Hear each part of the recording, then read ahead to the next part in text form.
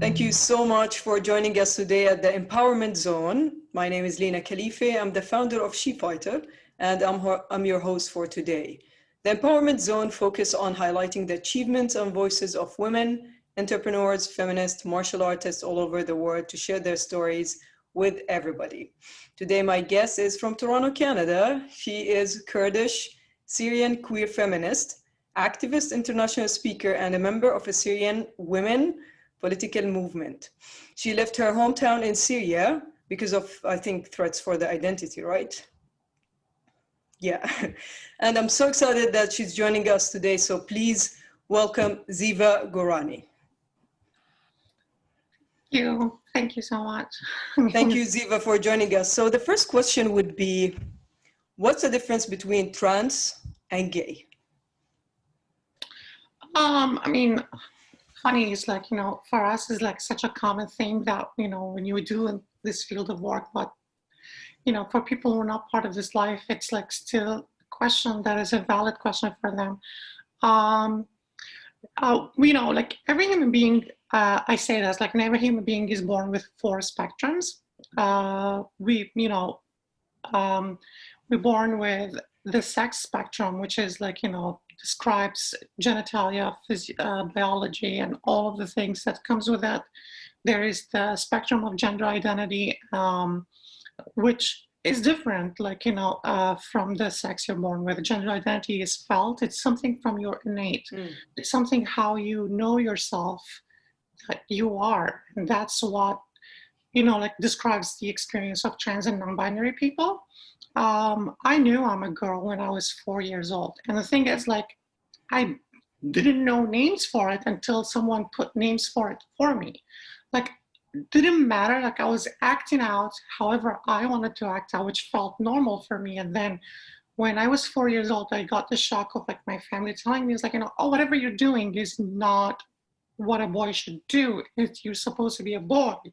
You have, because of that, like, attachment to binaries and like, cisness is like, you have a little penis means that you're a boy, like otherwise, if you had a vagina, you would be like, a girl. And that's when I was like, oh, then I don't want the penis, like, because I know myself, I'm there, I'm not here. So I developed the language when they actually told me about the language. So, like, but how I felt, it was always how I felt. Yeah. Sexual orientation is different. That's like, it's who you're attracted to sexually, romantically, emotionally. And for example, like I'm pansexual, which was like, it's a completely different thing. I mean? Like when for the longest while, I thought that because I'm trans, that means I have to be 2 boys only.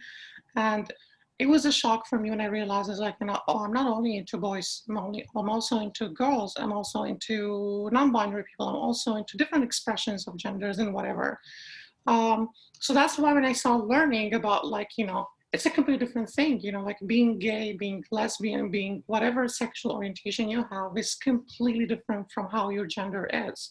And I think it is like, one thing we need to highlight, because people have different ways of expressing their genders. They might look feminine to you, and non-conventional to you, to their gender. They might look masculine, whatever, but that does not inform you what is their sexual and romantic attraction. So, especially in a place in the Middle East, it is important that we highlight that how you look does not inform who you're attracted to. People don't guess at all, even here in Canada, that I'm into women too, and people think that, oh, I come across like very straight woman.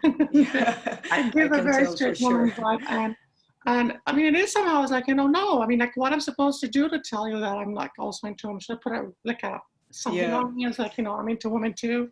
Yeah, definitely. I'm gonna dig deeper into sexuality, but tell us more about, you were an activist in Turkey before you came to Canada, right? Tell us more about your work. And you told me you have worked also with ISIS survivors and women who survived ISIS. So tell us more about that journey. I think, like for me, it started when after 2011, all the young millennials they all right away became a part of the revolution, became part of the movement that was happening in Syria. And for me, I wanted to be part of that, like, regardless of what the community and how they treated me, but humanitarian system or humanitarian belief, you can't segregate it. So that's when I wanted to be part of that so bad. But I was not allowed. I didn't have a place for that. For people like me who were androgynous, who looked like something in between a boy and a girl, they did not have a place in the revolution, which right away took more of a religious thought, like religious forms, which at the beginning it was very secular, but then it started taking religious forms and stuff. And I think I held that pain within me. And when I went to Turkey, that's when I started, like I was engaged more, and I was already a humanitarian worker, and that's when I started engaging that, like, how is my experience and experience of every person who's marginalized, either we're women, either we're, like gay, lesbian, trans, or whatever, because we are not the power group, we are silenced repeatedly and repeatedly. And I felt like for me, it was like, fuck it, I can't even hide it. Like, I'm androgynous. I'm very much like, someone can see me in the street, even if they knew that there's a label of boy, but they can tell that this not like quiet, something is happening there. So I use that, to be honest. I use that, and I just kind of like, I kind of like put it out there. And I started even wearing, more like androgynous, or what they call, like, like girly clothes. And like, I was like saying that, like, that's me, and that's how I'm going to be talking about my activism. That's how I'm going to be talking about what was happening, especially after, I think it was like it was an angry moment for me also, after what was happening with ISIS throwing gay guys off of, roofs and buildings. Yeah, I've heard that. And I think in that moment, and when I was like, I remember I was working in the office late, and there was like a group of like, people who are like also working, and they were laughing and talking, and they were all activists, like, for the opposition and stuff. It's like, and they were laughing and talking about, like, in Aleppo, they executed a guy in front of everyone because they were gay. And I was just like angry in every bone in me. I was like, you call yourself activist, you call yourself humanitarian, you work in a sector that is very, very, that is very sacred. Like, we're holding the power to support people, to help people, and you're laughing about someone getting executed in a merciless way. And I think that's kind of like, that's how I react to things. You put me in a corner, you pressure me, or you make me shock. I just kind of like, multiply and kind of like get in your face more. But do you think that the Middle East is mostly controlled by religion or culture? What is the most powerful? I mean, of course, I lived there, I know it, but what is the most powerful? Is it really religion, or is it culture? It's an interesting question, especially being Kurdish. Us as Kurdish people, we're not known for being religious, predominantly.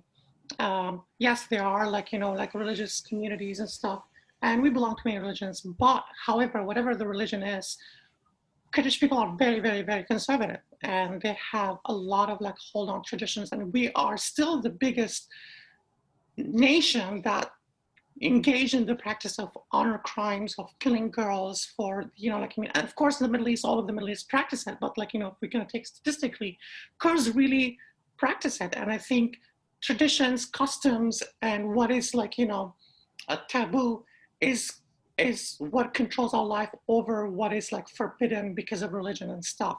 But interestingly, we're going to say that, and we have to say, because the existence of religion for very long times in the land of Levant, or like, in our lands, we've been like, Islam, Christianity, Judaism, and all of the Abrahamic religions. So like, it's hard not to say that, to separate, because they informed each other so much, because we built our traditions and customs over those like, like traditions and Abrahamic religions that kept controlling the areas. So what people go to right away is the tradition, but those traditions, we have to say that they are always informed by religion. But I mean, my dad, when he wanted to kill me for some, when I came out as trans at the age of 19, he did not do that because his religious part kicked in. No, it was his traditional part that was his Kurdish identity kicked in. It was like, I'm ashamed on Kurdish community. I'm ashamed for him. I'm like, didn't matter. He might be complete atheist. He might completely, not believe, but he would still do the same thing. And tell us about, I'm interested that the people would know about that story you told me when you were with a group of friends going to Turkey and ISIS stopped you. I mean, that was like one of the best. Well, oh God, I mean, I love to tell this story and I laugh about it. And sometimes I really don't even realize that people don't take it the same way I take. But I mean, we're known as queer people. We're like engaged in self-deprecations. We really enjoy it and we like it. Yeah. I think, we were on a car and we were gonna go, we were like crossing Gaza in 2013, which was controlled by ISIS. I mean, like a lot of countryside of Aleppo. And we're gonna go to the Turkish side. And I mean, I was wearing the most like, not conventional clothes. I had the weirdest haircut, and I was just shouting androgynous and queer and like, come and get me energy. When they stopped me, my ID had a Kurdish name, and the address said that I'm from a Christian neighborhood, and I looked to them like someone was like a freak, like, is it a boy? Is it a girl? Is it whatever? And I think for that poor boy on the checkpoint, like, like he was a Saudi Arabian, I was like speaking in the Saudi dialect. He was confused. Like, it's like, he doesn't know how to kind of like, like to process it in his head. Yeah. And they kept asking me questions about like, this prayer and that prayer and this thing and religion and all of that. I mean, I call myself I'm an atheist, but I still love to learn about history and religions and philosophy. So I kept answering this, that, and this and that. But he would not let me go. I was like, I can't let you, I can't let you go. And he called someone else and was like, let Abu Bakr al-Ansari know. And I was like, when he said, like, oh my God, fuck, I'm gonna go now. They're gonna kill me. They call each other with names of, I don't know what these names are. And I'm gonna be gone. And at least I'm like, wearing my best outfit for that. And I think, like at the best of the cases or best case scenario, I was gonna be taken to their camps or stuff. Well, what saved me that day, that there was a car in the front of us, people got out of that car and saved my ass, and like they really saved my queer ass, and they didn't know me at all, like, they just pretended like, yeah, we know the person, we know their family, they're good Muslims and all of those things. And it was a fluke of chance. It was completely arbitrary, but it happened, and I owe them that I'm still alive now.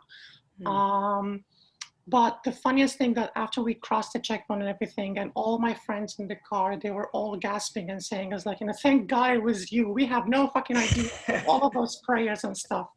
And I was like, fuck you. Like, honestly, I was gonna die and get killed, and like that's the best you can say of solidarity. Yeah, I mean, once you're stopped by ISIS, everybody thinks about themselves, I guess. Yeah, and you told me that your friends were foreigners anyway, so they definitely have no idea about religion, and you grow up there and some things maybe about religion.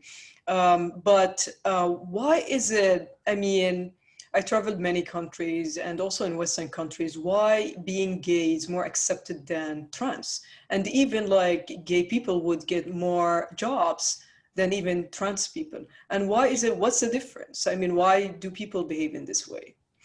I think, and that's,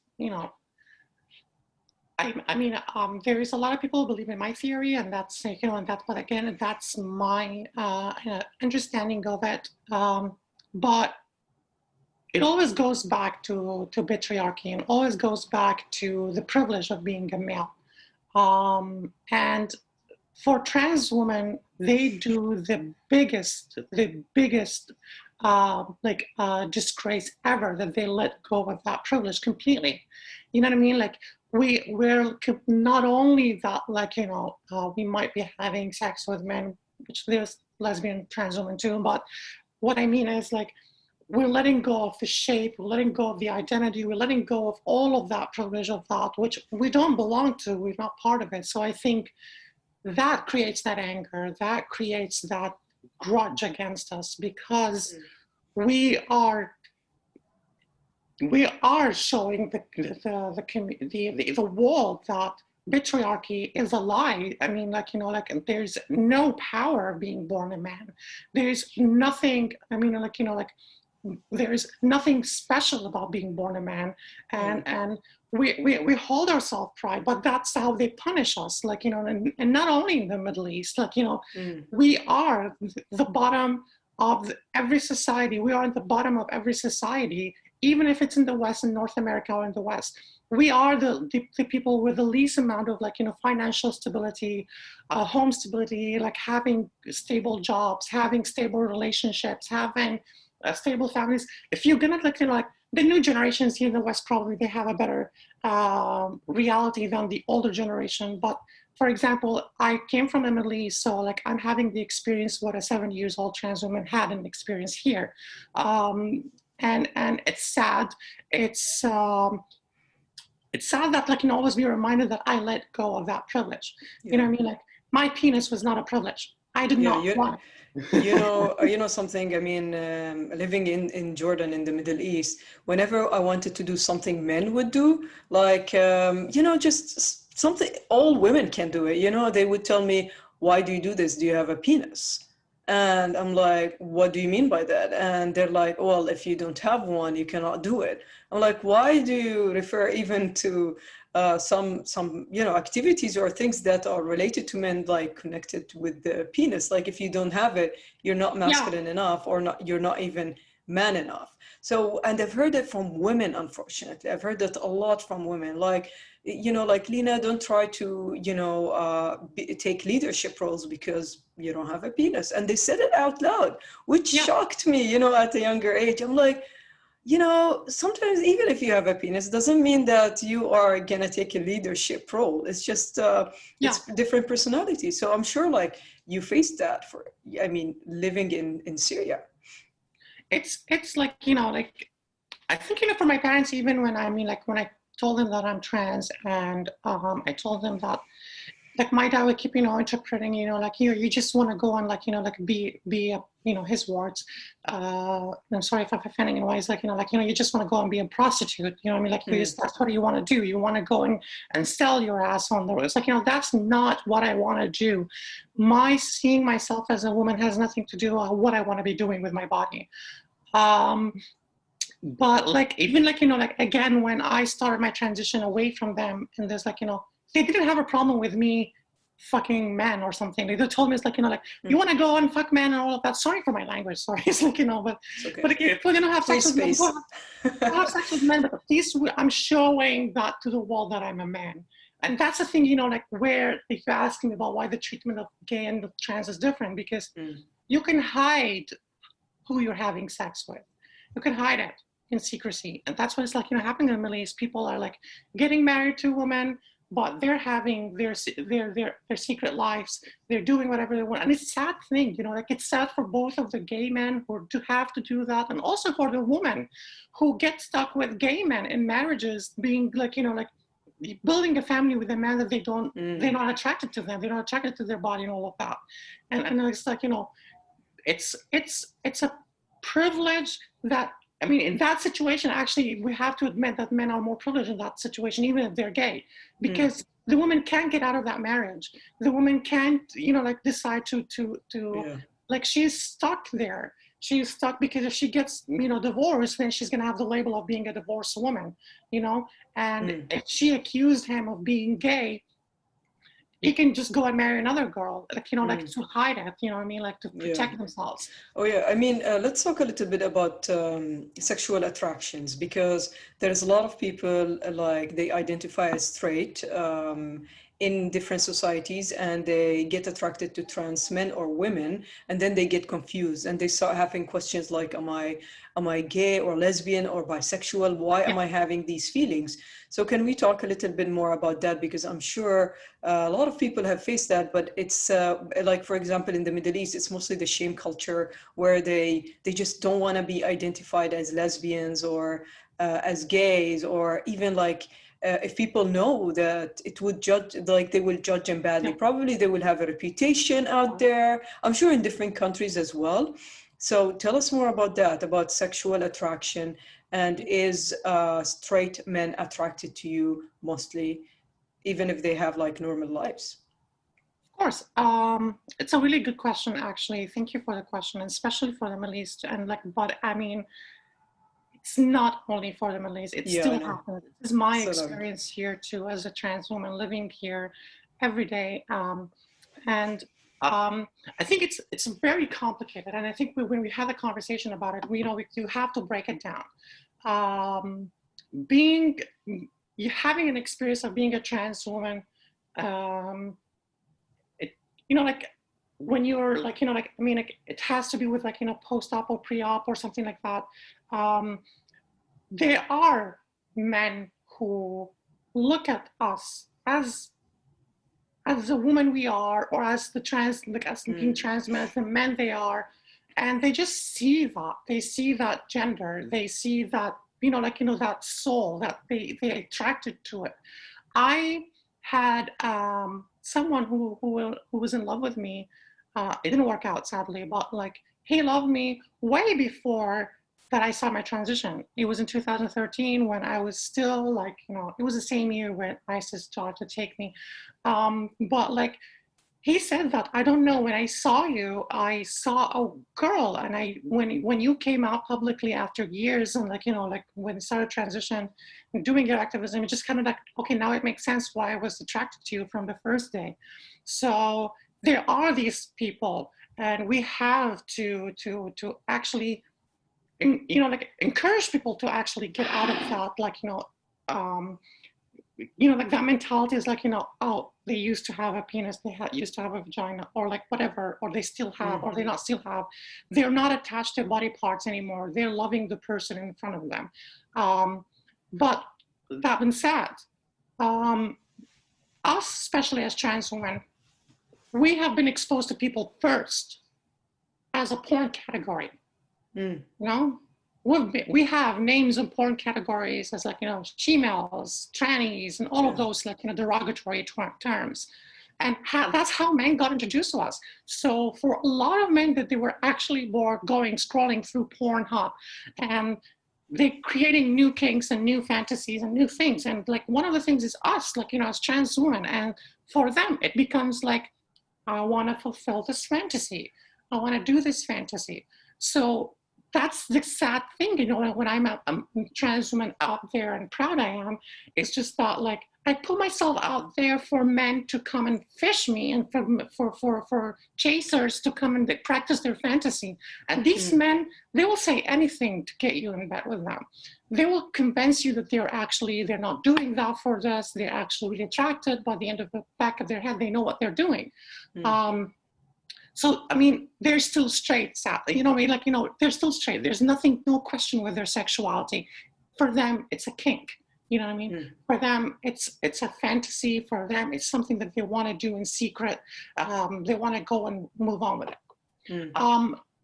Also, there is men who are, or like women who are pansexual, bisexual, heteroflexible, or homoflexible. It's just that, like, that relationship to body parts, it's completely different for them. You know what I mean? Yeah, for sure. I mean, I think about mostly it's energies between people, when people think about, let's say, a relationship between a straight man and a trans woman, they directly think about the sex. I have no idea why, but they directly jump there and they're like, oh, how does it really work? Or when they think about, a lesbian relationship, they're like, how does it really work? And they just directly think about it. But nobody ever thought about, like, okay, what about the straight couples? Like, how does it even work? Sometimes it doesn't work.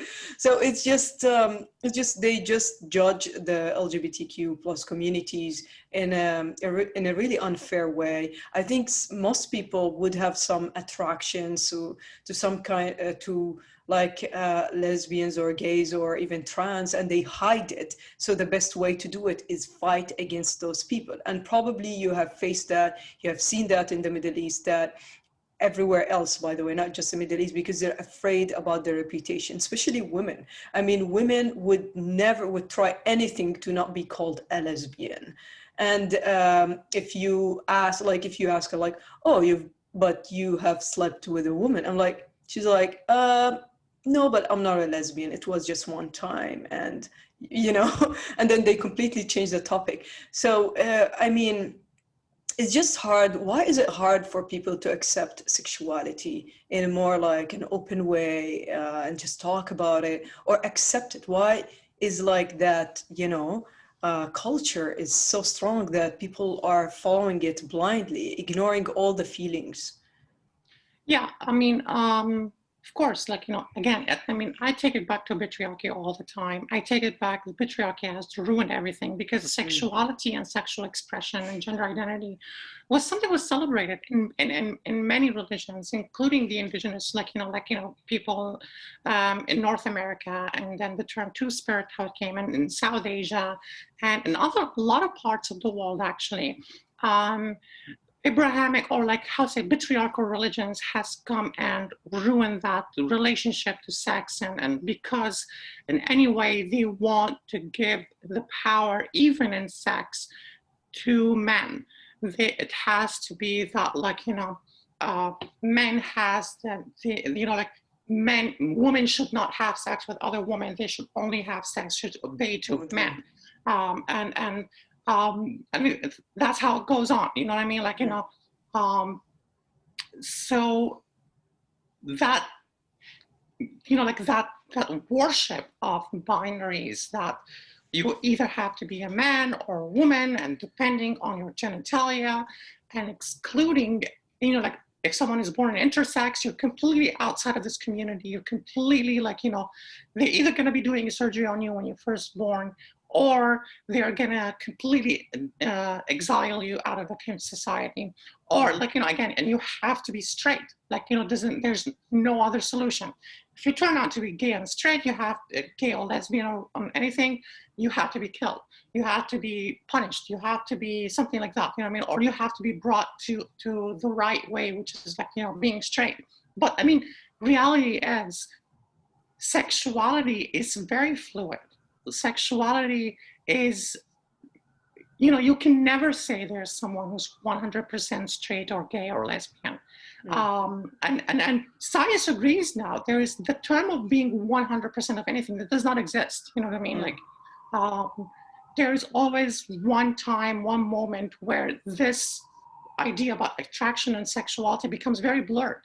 I mean, even when I was I was androgynous, and I was exuding a lot of femininity to people before my transition, but still to them, they were kind of reading me something in the middle. And I had a lot of straight men still feeling confused about it. You know what I mean? Why they're feeling that attraction, because that's what sexuality is. Sexuality and attraction is it's not set. Sometimes you sit and you just feel it, and and to disallow you from experiencing the freedom of sexuality, it is a sad thing, but it's happening on a daily basis. Because they want the patriarchal way back in the day, when they were actually ruling the world by having wars. They wanted just men to have sex with women to produce more fighters, to produce more kids, and so you can actually conquer more. So that mentality, we're still acting on it. It's no, we should not have that ideology of two people that they can two men or two women having sex with each other, because it's against the patriarchal ideology. So what's the difference between living in Turkey and the Middle East and Syria and Canada? I mean, I'm sure there's a big difference, but I mean, if you still face the same things that you have faced in the Middle East. I think, like I have to owe it to the Western here and the work that a lot of LGBTQ community have done since the 1969 until now, that I exist here in this country, that I can say online or very proudly that I'm a trans woman, and the likelihood of being killed, it's less. I mean, it still exists, to be honest. Like, we have to admit that even here in Toronto in Canada, there are trans women being killed so far. And we can't say that it doesn't exist, you know what I mean? Like, but the likelihood of me being killed in the Middle East is way higher. Oh, yeah. Way higher. So I have to admit that being here, I got a voice, I got to build myself, I had to, like, get out a little bit of the survival mode, that limit of being in the survival mode, like, and now there are other things that I'm still in the survival mode, and like, chasing after like a stable job, chasing after like, financial stability and all of those things, because again, I'm a trans woman, so I face more barriers than other people, and also a newcomer. But in the Middle East, I was just occupied to exist. You know what I mean? Like, I just wanted to live another day, and I, for example, hide myself or walk in the right street or run if someone chasing me, and it's just our life. It would just become about existence. You know what I mean? Like, we just need to live another day. Like, you're living in a forest, so it's comforting, or it's relieving to know that you're living in a country that you no longer feel like you're always in the forest. Yeah, for sure. I mean, what do you advise the trans women and men who still lives in the Middle East or lives in any country that is a big threat to just come out as being themselves? Yeah. First of all, don't do my mistake. Don't come out to your parents at the age of 19 or 18. Do not come out. My cousin did that recently. I'm like, shit. Yeah. I mean, there's a difference if you're doing it, you're coming out here or you're coming out in the Middle East. Like, if you don't have a backup plan, do not do that step. Make sure you have a backup plan. Make sure you have a social support. Build social support with people who share that pain, who share that experience. I could not do that. I was completely scared of actually connecting with my community at all. Like, I was a person who was living on their own, stuck at home, being locked in with my parents always, my father mainly, and my older brother, just subjecting me to every form of physical and emotional abuse because of my trans identity. So take care of yourself. Make sure that you're doing the right steps to look after yourself and look after your identity as the person you are. If you're a woman or a man, you know what I mean, like that. You don't let them ruin that for you. You don't let them question that about you. I say that it's a precious thing about you, and don't let them change you. Don't let them question that about you. So everything you do, it has to,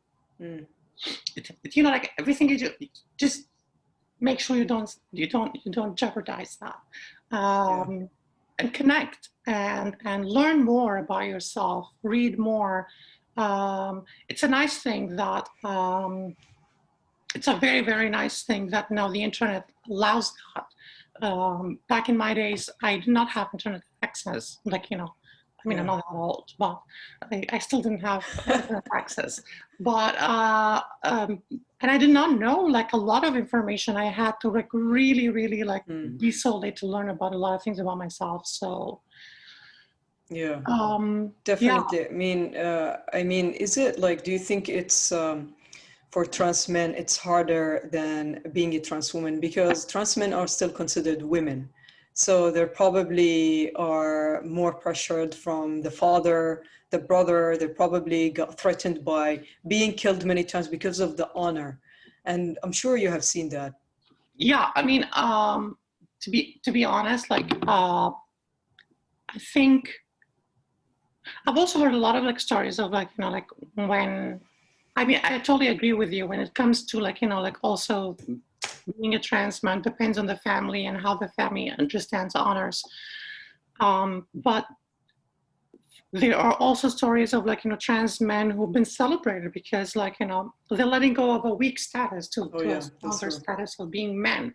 And, like their fathers or something like that, like, they're helping them or supporting them or like, they're trying to understand them. But that doesn't mean that that's the reality. It's still a very painful reality for trans men as much as it's trans women that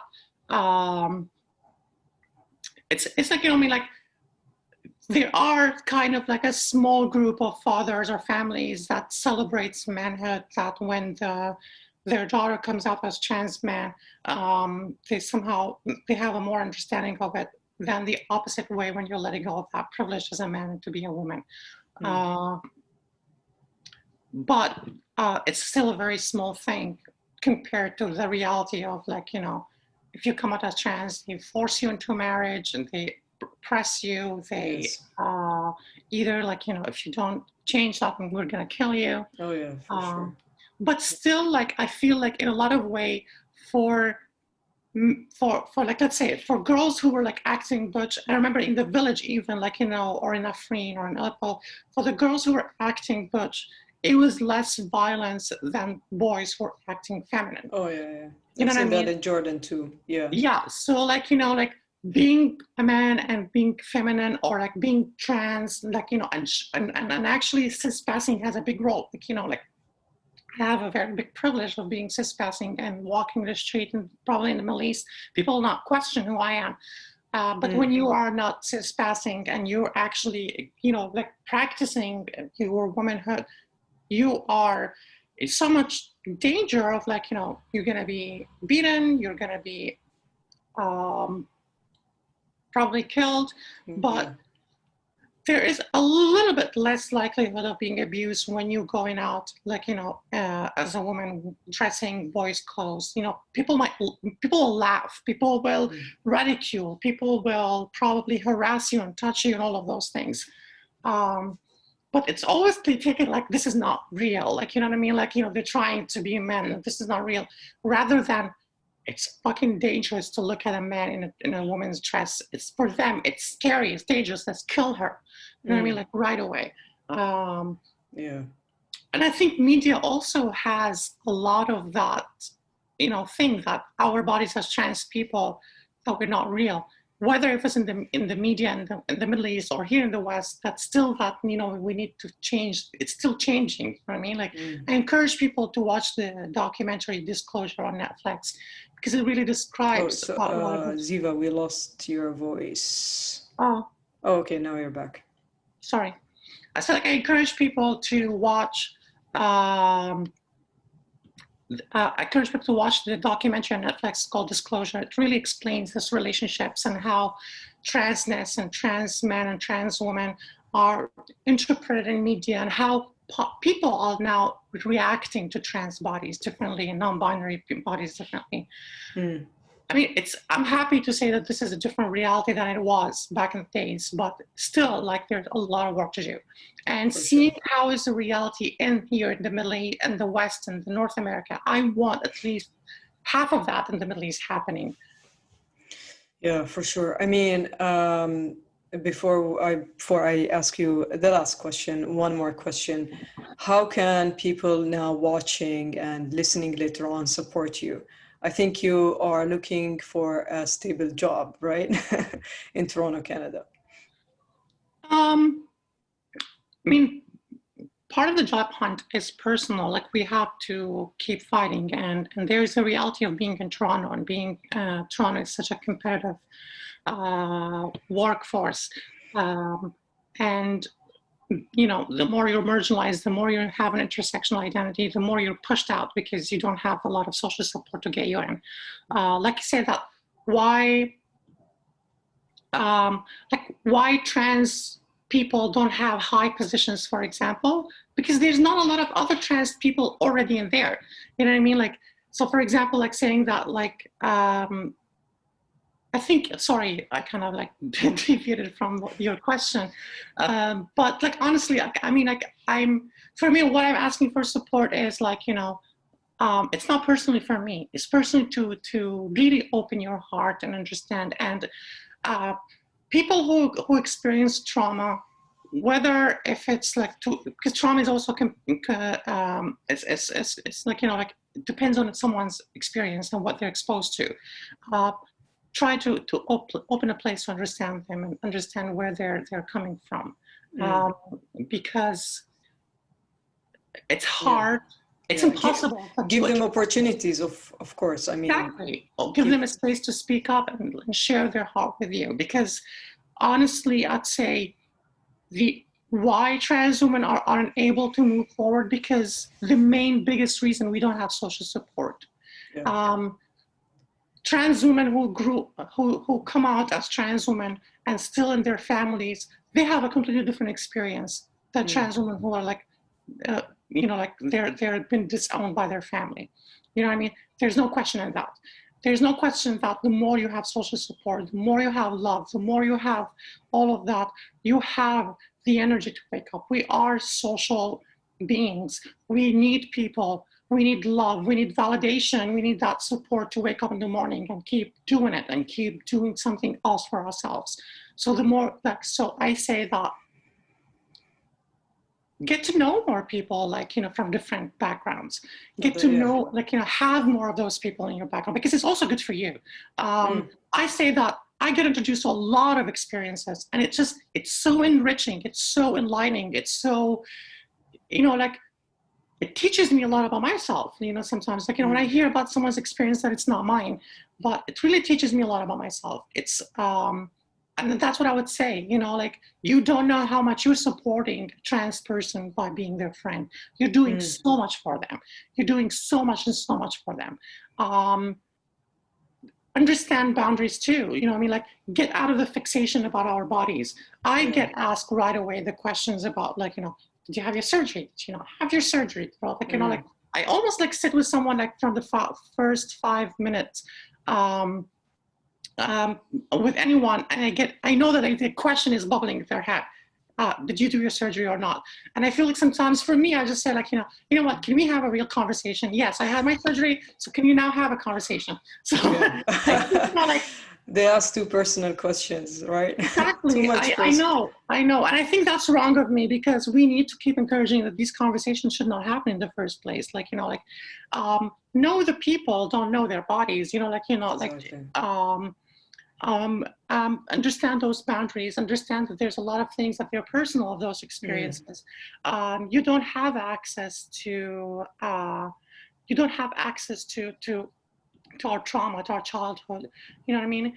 You only would have access to it when you are friends. So if you're not planning to be our friends, don't get into those places that they're very hurt. They're very, very painful for most of the part. Those, I think, you know, like, I mean, because to be honest, like, you know, I don't want to take something personal for me. I mean, like, you know, for me, this is support for me. Doing this work is support for me, because I'm really like inspired with my, you know, with everything that I do, because it kind of gives me more fight, gives me more fire to do more. For sure, and I hope, and I hope you keep fighting. That's why it's called the Empowerment Zone, because we empower different voices. I mean, I love all the time to empower people with different backgrounds, different journeys. It's about storytelling, and the story is really important for us to just, you know, take it out there for people to hear it, and they know that they're not on, you know, on this journey alone, or they can even support or accept the next person they meet that is probably going to be maybe gay or transsexual. And it's important so much for you, Ziva, to speak up about this. But one last question before you go. How can people find you, and where can people find you online? Yeah, I mean, so my name is Ziva GORANI. So you can find me on LinkedIn, on Facebook. No, I don't have a Facebook at the moment. I have a Twitter. So Ziva GORANI. I'm going to write that in the chat box so everybody. On Instagram, on LinkedIn. You can also find me on Twitter at Hozanokaya. I should change that, actually. I don't know why I still have that, like, you know, tag. But anyway, I'm actually now in the process of building my own website, taking after your advice, Lina. So great, yeah. yeah. I'm excited. Once the website is done, please share it with me so I can share it with my network. I would be happy to do it. Thank you. And thank you so much, Ziva, for everything. You inspired everyone. I've seen the comments. That's amazing. Everybody's just very inspired on this Saturday morning. I mean, I would love to bring, more of these voices. I mean, your voice is very important. Thank you for speaking up for the even Middle Eastern communities. So thank you so much for being here today. And for our next guest for next week, it's going to be Sarah and Daniela. They are feminist and SheFighter activists, and they have started the SheFighter movement in Germany. So they're going to speak more about their journey and how they managed to spread SheFighter in Germany and now in Austria. So for everybody who joined today, thank you so much for being here today. And I hope you have a fabulous weekend. Bye, everyone. Thank you so much. Thank you so much. Thank you so much, Ziva. Take care.